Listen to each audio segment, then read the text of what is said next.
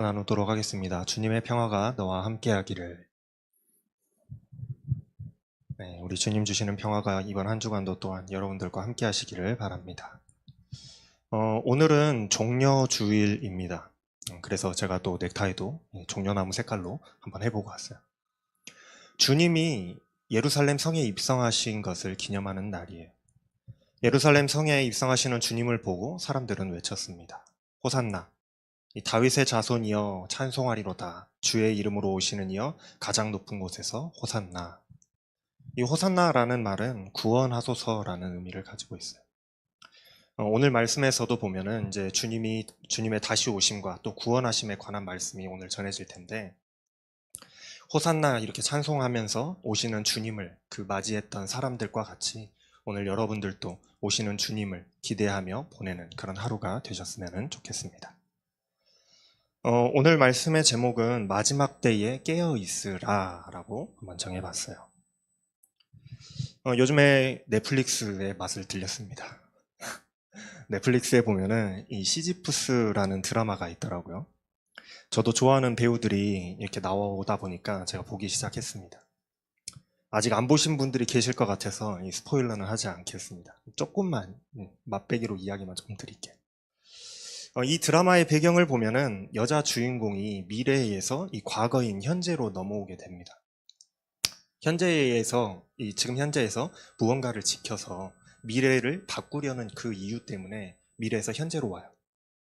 이 여자가 살던 미래는 서울이 멸망하고 없습니다. 핵전쟁이 일어났기 때문에. 평화로웠던 서울시 한복판에, 또 도심 한복판에 핵미사일이 떨어지면서 도시가 난리가 나고 많은 사람들이 죽고 도시가 멸망했습니다. 몇몇 살아남은 생존자들만이 그 쓰러져버린, 다 멸망해버린 도시에서 그냥 근근히 살아갈 뿐이었어요. 우리는 이런 소재의 영화들이나 드라마를 종종 자주 접하곤 합니다. 핵전쟁 또는 운석충돌, 바이러스, 자연재해 등등등. 이런 소재의 영화들이 다루는 것은 다 한 가지를 다루고 있어요. 지구 또는 인류의 멸망입니다. 종말에 관련된 영화인 거예요. 제목만 봐도 좀 무시무시합니다. 인류 최후의 날, 둠스데이, 아마겟돈. 모두 다 인류 그 종말을 다룬 영화들이에요.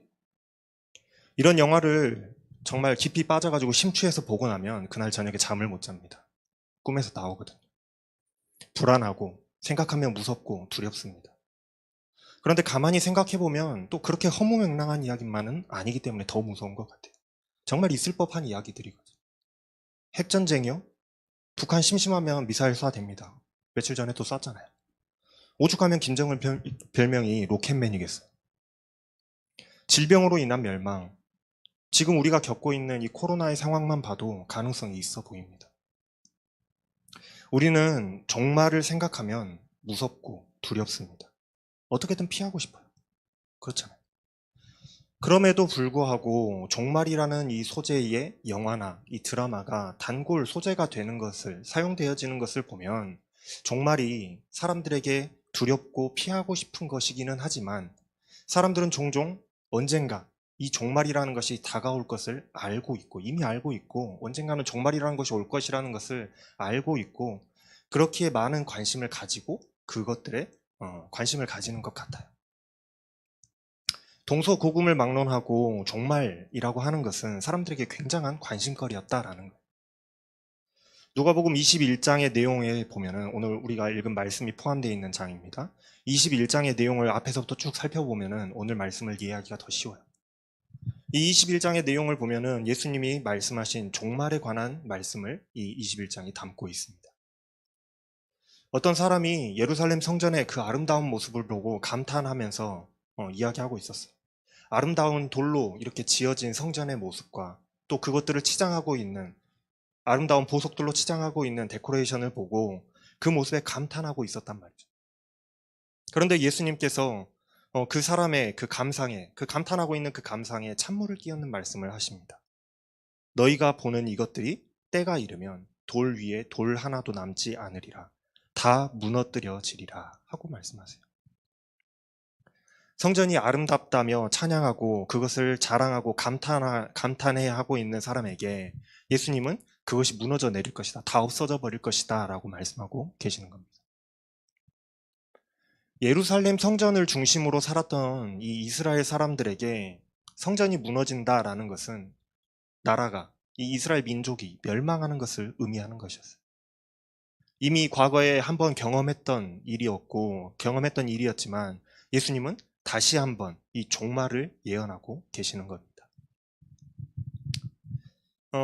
오늘날이나 이 예수님 당시의 그 시절이나 이 종말이라고 하는 것은 사람들에게 엄청난 관심을 불러일으켰던 것 같아요. 오늘 말씀만 봐도 알 수가 있습니다. 예수님이 이렇게 종말에 관해서, 예루살렘의 멸망에 관해서 사람들에게 이야기하실 때에 사람들의 이목을 끌었어요. 그래서 사람들이 예수님께 질문합니다. 선생님이요, 그러면 어느 때에 이러한 일이 일어나겠습니까? 언제 일어나겠습니까? 이런 일이 일어나려고 할 때에는 어떤 징조가 있겠습니까? 하고 예수님께 물어봐요. 예수님께서는 이 종말의 징조에 관해서 말씀해 주십니다. 그게 21장에 쭉 나와 있는데요. 많은 사람들이 내가 그리스도라고 하며 나타날 것이다. 때가 가까이 왔다고 말하면서 나를 따르라고 할 것이다. 민족과 민족이, 나라가 서로 맞서 싸우며 전쟁과 난리의 그 소문들이 들려올 것이다. 큰 지진이 나고 곳곳에 기근과 질병이 생겨날 것이다. 하늘로부터 무서운 일과 큰 징조들이 나타날 것이다. 그런 일들이 일어나기에 앞서서 사람들이 너희를 박해할 것이다. 나의 이름 때문에 너희들이 박해를 받고 모든 사람들에게 너희들이 나의 이름으로 인하여서 미움을 받게 될 것이다. 감옥에 가두기도 하고 회당에 넘겨주기도 하고 왕과 총독들 앞에 너희들이 끌려가게 될 것이다. 심지어 너희 부모와 너희 형제들과 너희 친척과 친구들도 너희들을 넘겨줄 것이다. 그리고 심지어는 가족들이 너희를 죽이는 일까지도 일어날 것이다. 예루살렘 성이 멸망할 것이며 하늘과 달과 별들에서 징조가 나타나고 바다의 태풍과 성난 파도 때문에 사람들이 모두 다 불안에 떨게 될 것이다. 사람들은 세상에 닥쳐올 그 위험천만한 일들을 예상하고 무서워서 공포에 떨다가 기절하고 말 것이다. 온 천체가 흔들릴 것이기 때문이다. 이런 말씀들을, 이 모든 일들이 예수님이 말씀하신 그 징조, 종말의 징조에 포함되어 있는 말씀들입니다. 어떠신가요? 제가 굉장히 간추려서 말씀을 드렸는데 여러분들 어떠세요? 감히 상상해 보건대 엄청난 혼란과 난리의 일들이 머릿속에 그려지지 않으시나요? 종말의 날에는 정말로 큰 혼란이 있겠구나라는 게 머릿속에 그려집니다. 그리고 두렵고 떨리는 일들이 생각이 납니다. 근데 여러분 조금 이상하지 않으세요?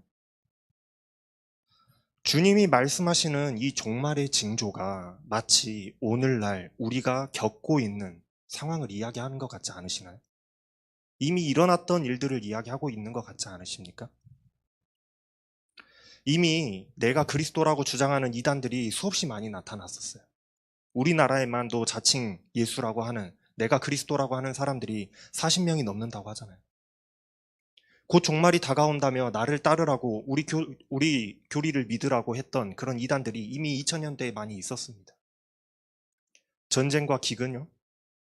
예수님 이후로도 2000년 동안 수없이 많은 전쟁들이 일어났고 커다란 전쟁들, 세계대전 같은 그런 전쟁들이 있었어요. 그리고 지금도 계속되고 있습니다. 질병으로 세계적인 위기가 많이 생겨났었죠. 흑사병도 그랬고 지금 코로나도 그렇고. 복음 때문에 박해받는 사람들이 얼마나 많이 있었던가요? 성경에 기록된 사람들만 해도 수없이 많습니다. 복음 때문에 가족들에게마저 위협받고 버림받은 사람들이 우리가 알고 있는 사람들만 해도 많이 있어요. 이미 역사 속에서 그런 일들이 지금까지 있어 왔고 지금도 일어나고 있다라는 것이 묘한 기시감으로 이렇게 들어요. 우리는 그래서 종종 우스갯 이야기로 이런 이야기들을 하곤 합니다. 특별히 오늘 말씀을 가지고 말씀을 들었을 때는 더 그래요. 성경에 나오는 종말의 징조들이 오늘날 이미 일어났고 일어나고 있는 것을 보니 지금이 마지막 때라고 우리는 서로 웃으면서 이야기합니다. 종말의 때라고. 여러분들 그렇게 이야기해 본 적 없으세요? 지금이 종말의 때구나 라고 이야기해 보신 적? 맞습니다, 여러분. 우리가 지금 살아가고 있는 이 시대가 바로 종말의 때요, 마지막 때입니다. 사람들은 이 종말을 이야기하면 두 가지를 궁금해합니다. 첫 번째는 언제, 두 번째는 어떻게 알 수 있는가입니다. 그래서 예수님께 질문했던 사람도 이 두 가지를 질문하고 있지 않나요? 그때가 언제입니까? 어떤 징조가 있겠습니까? 이 두 가지를 물어보는 거예요. 왜 이 두 가지를 질문하고 있을까요? 종말을 한번 피해보자라는 생각 때문일 겁니다. 언제 일어날 줄 알면, 그리고 무슨 징조가 있는 줄 알면 그걸 피할 수 있을 거 아니겠어요? 왜 그렇잖아요. 우리가 종말에 관련된 영화를 보면 가장 먼저 종말의 그 징조를 발견한 주인공이 세상을 구하려고 고군분투하거나 아니면 벙커에 들어가서 살아남는 이야기입니다. 어떻게든 종말을 막아내거나 살아남았다라는 것으로 이야기가 끝이 나는 거예요. 여러분, 종말이라는 말을 들으면 여러분들이 도대체 어떤 느낌이 드시나요? 종말. 아마도 두려움이 먼저 드실 거라고 생각이 됩니다. 두려움과 걱정과 염려가 먼저 우리에게 찾아올 거예요. 그리고 어떻게 하면 그것을 피할 수 있을까라는 생각을 하게 될 겁니다. 내 가족, 내 재산, 나의 인생, 그리고 나의 생명. 이 모든 것이 한순간에 그냥 사라져버릴 것 같은 그런 일이 바로 이 종말이기 때문이에요. 종말에 대한 두려움이 먼저 드는 것이 사실일 것입니다. 세상 사람들에게 종말은 이 생사를 가르는 멸망의 문제이기 때문에 그래요. 멸망. 세상 사람들은 종말이라고 하면 나타날 징조들을, 다시 말하면 멸망이라는 그 문제, 그러니까 종말에 나타날 징조들, 그러니까 멸망에 관한 것에 너무나도 집중한 나머지 두려워하고 염려하고 정신을 차리지 못하고 혼란스러워합니다. 종말이라는 것을 생각할 때 그런다는 거예요. 여기 누가복음 21장에도 종말에 관한 말씀이 나와 있습니다. 예수님은 이 종말에 관한 징조와 종말의 때에 나타날 일들에 대해서 말씀해 주고 계세요. 그러나 예수님의 말씀의 초점은 종말에 일어날 무서운 일들, 재난과 환란의 일들, 그리고 그 멸망하게 될 일들에 맞춰져 있지 않습니다. 예수님은 그걸 말씀하고 계시는 게 아니라는 거예요. 예수님이 강조하시는 말씀은 바로 오늘 본문 말씀에 나와 있는 말씀입니다. 이에 비유로 이르시되 무화과 나무와 모든 나무를 보라. 싹이 나면 너희가 보고 여름이 가까운 줄을 자연히 아나니 이와 같이 너희가 이런 일이 일어나는 것을 보거든 하나님의 나라가 가까이 온 줄을 알라. 내가 진실로 너희에게 말하노니 이 세대가 지나가기 전에 모든 일들이 다 이루어지리라. 천지는 없어지겠으나 내 말은 없어지지 아니하리라. 예수님께서 이렇게 말씀하시잖아요.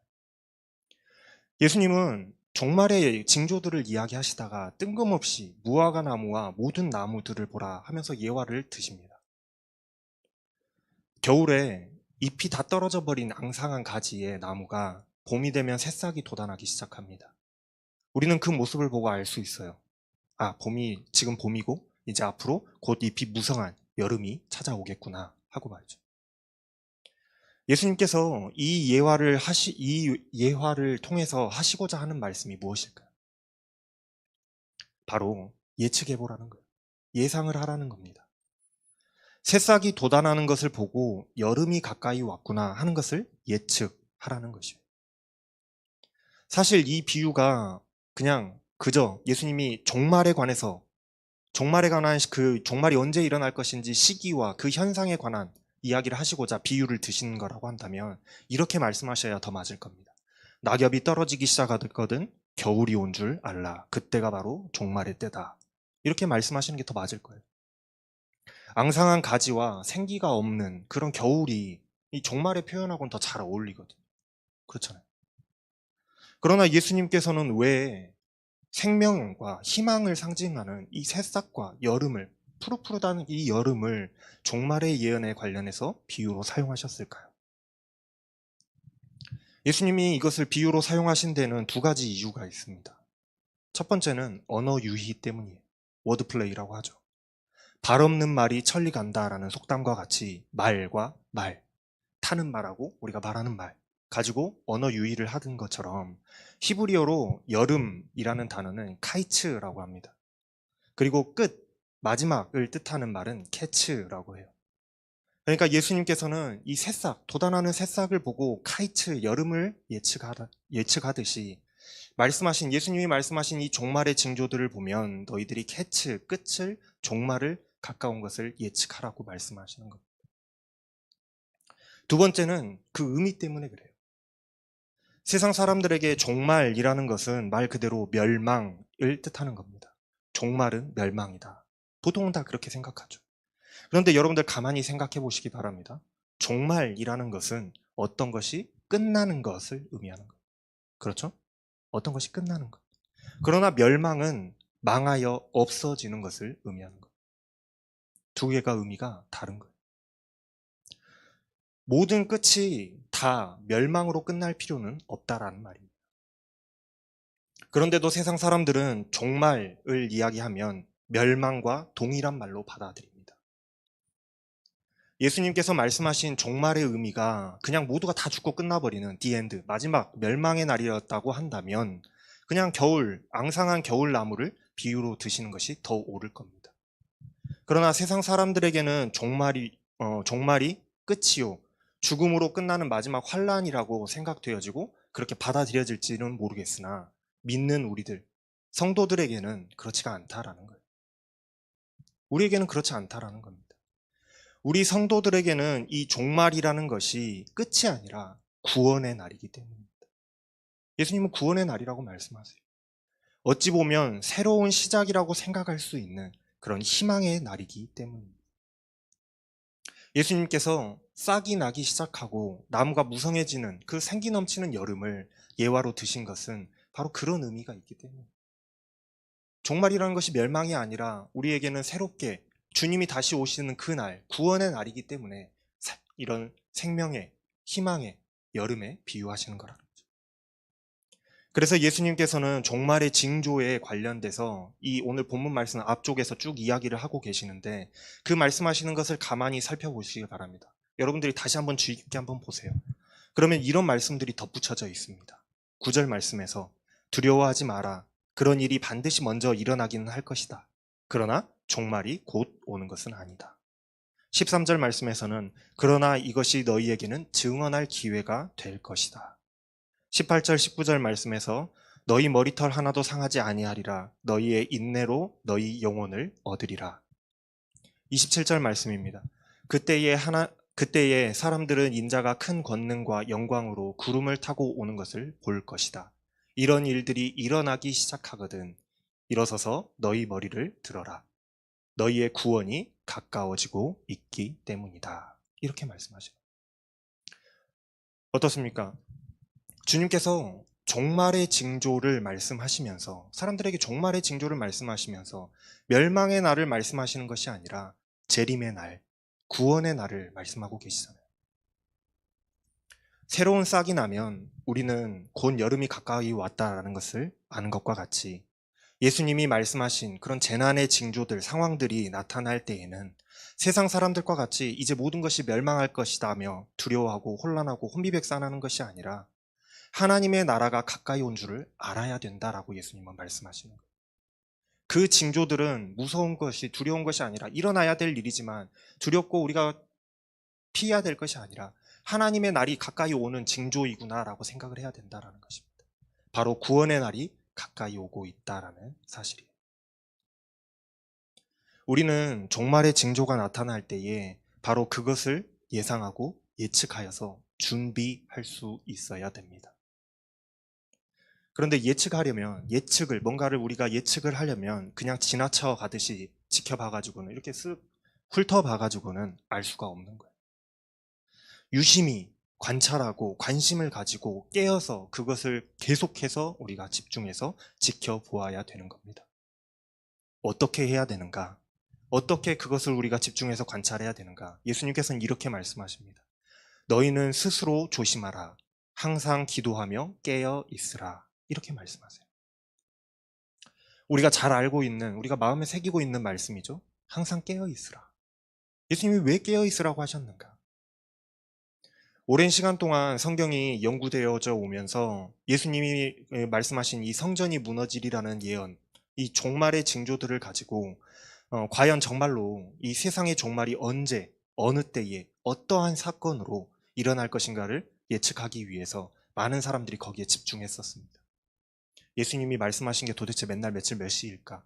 무슨 일들이 일어날 것인가? 그게 2차 대전인가? 아니면 더 큰 전쟁이 일어날 것인가? 이런 것들을 예측하기 위해서 노력을 했었단 말이죠. 그래서 아주 다양한 해석들이 나왔었습니다. 많은 해석들이 양산되었었어요. 큰 사건이 일어날 때마다, 인류적으로 뭔가 큰 일들이 일어날 때마다 정말 종말이 다가왔다고 사람들은 이야기했습니다. 그래서 2000년대에 날짜가 1000년이 바뀔 때에 밀레니엄 때도 사람들이 세상이 멸망한다고 난리가 났었어요. 2000년대 이후로 태어나신 분들은 잘 모르시겠지만 그때 그랬습니다.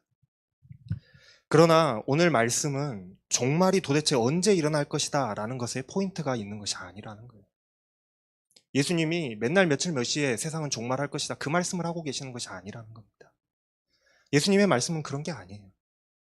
우리가 종말의 징조들을 보고 마지막 때가 가까웠다라는 사실을 예상해서 이 마지막 때를 살아가고 있는 지금 우리들이 어떻게 살아가야 될 것인지, 우리 성도들이 어떤 모습으로 살아가야 될 것인지에 대해서, 어떤 각오로 살아가야 되는지에 대해서 말씀해주고 계시다라는 겁니다.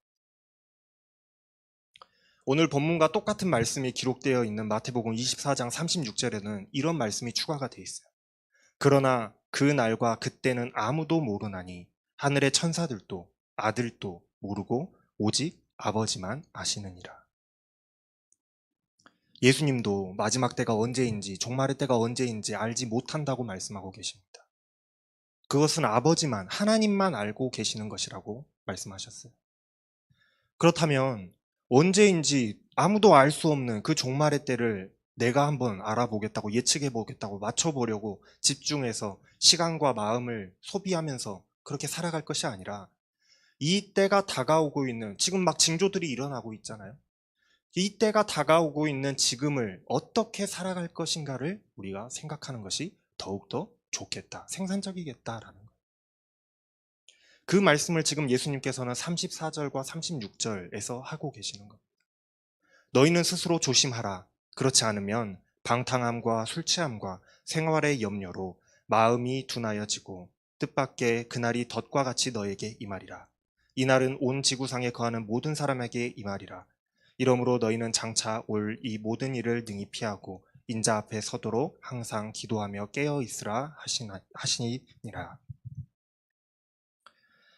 사실 이 말씀, 지금 34절, 36절의 이 말씀이 바로 이 전체 21장 전체의 핵심의 말씀입니다. 주님이 말씀하신 종말의 징조들은 필연적으로 반드시 일어날 것들이에요. 우리 역사적으로 보면 벌써 일어나고 있는 사건들이라는 것이죠. 이 지구상의 모든 사람들에게 동일하게 임할 그런 일들입니다. 이미 일어났었고 일어나고 있으며 일어날 일이라는 것이죠. 그러나 이런 일들이 우리에게 기회가 될지 아니면 덫이 될지는 우리의 그 행동에 달려있다는, 우리가 어떻게 살아가느냐에 달려있다라는 것입니다. 우리가 깨어있지 못하면 우리에게 이것은 이미 마지막 때고 종말의 때라는 사실, 지금 우리가 살아가고 있는 이 때가 종말의 때라는 사실을 깨닫지 못하게 되는 거예요. 우리가 깨어있지 못하면 그걸 모른다는 겁니다. 벌써 이런 일들이 우리 주변에서 막 일어나고 있으나, 역사적으로 일어나고 있었지만 관심이 없고 거기에 대해서 아무 생각이 없으면, 우리가 영적으로 깨어있지 못하면 지금이 종말의 때구나, 곧 주님이 오시겠구나를 생각하지 못하게 된다는 거예요. 종말의 징조를 볼 때에 우리 주님의 재림, 다시 오심이 가까이 왔구나, 우리가 주님을 맞이할 준비를 해야 되는데 깨어있지 못하면 우리의 구원의 날이 가까이 왔고 하나님의 나라가 내 눈앞에 다가와 있는데도 불구하고 그 사실을 깨닫지 못하고 멸망으로 달려갈 수밖에 없다라는 거예요. 그저 지금 일어나고 있는 이 환난과 고난들 속에 우리가 함몰되어 가지고 그것에만 집중해서 이런 일이, 전쟁이 일어났는데 어떡해, 큰일 났네, 이런 질병들이 일어났는데 어떡해, 이제 큰일 났네, 그렇게만 살아간다면, 그것에만 집중해서 그것을 해결하기 위해서, 살아남기 위해서 허덕이느라고 주님의 다시 오심을 우리가 예비하지 못하게 될 것이라는 말이에요. 깨어있지 못하면 그렇다는 겁니다. 그래서 우리 주님은 말씀하시는 거예요. 너희는 스스로 조심하라. 우리 주님은 두 가지를 조심하라고 말씀하고 계십니다. 말씀 한번 보세요. 방탕하고 술 취하지 말라. 그게 첫 번째입니다. 두 번째는 생활의 염려를 조심하라 하고 말씀하고 계세요. 이 두 가지를 조심해야 되는 이유가 무엇인가? 바로 마음이 둔하여질까봐 그 두 가지를 조심하라고 말씀하고 계십니다. 방탕하다, 술 취하다 라는 말은 두 가지가 아니라 사실 여기서 하나의 의미를 가지고 사용되고 있습니다. 사람이 술이 취하면 고주망태가 되면 가장 먼저 이 뇌 기능이 마비가 됩니다. 정상적인 판단과 예리한 판단이 불가능해지죠. 그래서 음주운전이 그렇게 무섭다라고 이야기를 합니다. 정상적인 판단이 되지 않기 때문에. 여기에서 방탕하고 술 취하지 말라는 말씀은 세상에서 방탕하고 술 취하고 쾌락에 빠져 살아가다 보면 예리한 판단, 영적인 판단을 할 수 없는 그런 상태, 고주망태의 상태에 빠지게 된다라는 겁니다. 그것을 주의하라는 거예요.